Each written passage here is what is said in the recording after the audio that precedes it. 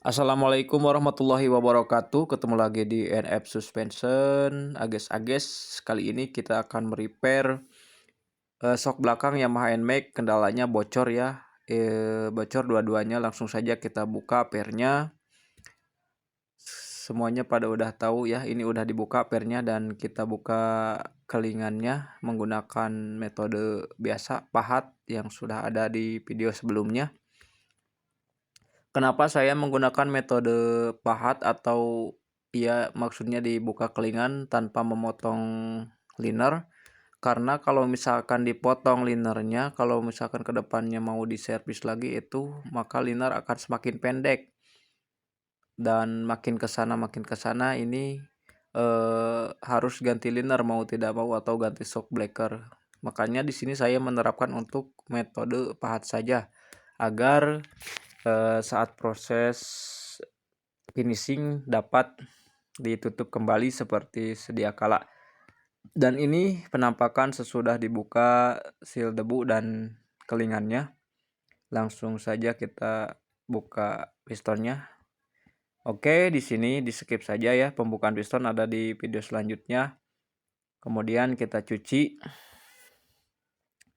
Dan ini saya udah mencucinya sebersih mungkin, sekering mungkin, jangan sampai ada air yang mengembun, lalu kita rakit ulang. Oke, kita masukkan olinya terlebih dahulu. Untuk oli dikira-kira saja ya, tidak berpatok pada takaran atau mili. Masukkan piston dan asnya. Pukul menggunakan palu lunak. Kalau agak susah, kalau tidak susah biasanya nggak perlu menggunakan palu. Di sini kita rasakan dulu ribonnya. Harusnya ini yang ori begini, kalau ke bawah itu enteng, ke atas itu agak berat ya. Kalau yang normal, tapi ini kan double shock, jangan terlalu berat.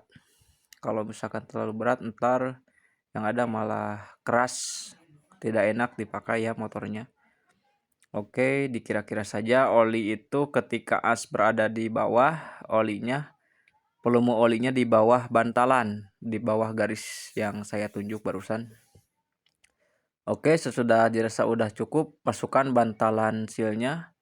Dorong menggunakan pipa kecil seperti ini, pukul sedikit, paskan sehingga celah bantalan ada di celah kelingan yang ada di bawah. Oke, selanjutnya sebelum ke pemasangan seal, biasanya saya menggunakan isolasi dulu untuk menutup derat asnya agar tidak sobek pada seal yang akan dipasang. Ini sebetulnya menggunakan plastik juga bisa, tapi di sini saya biasanya menggunakan isolasi. Tiap-tiap mekanik itu punya cara sendiri ya. Oke, sesudah dimasukkan seal, sesudah dirakit, lalu kita tutup kelingan terlebih dahulu menggunakan alat yang dirancang oleh teman saya ini. Ini alat kelingan ya, untuk menutup kelingan seperti sedia kala agar tidak ada bekas pukulan-pukulan palu. Dan saya utamakan di sini, saya mengutamakan kerapihan dan kualitas ya, agar konsumen juga puas ya dengan hasil yang saya kerjakan. Sebelum ada alat ini saya juga seperti biasa dipukul pakai palu, tapi saya pikir-pikir, saya coba inisiatif untuk membuat alat ini ke teman saya yang udah profesional ya di bidang teknik.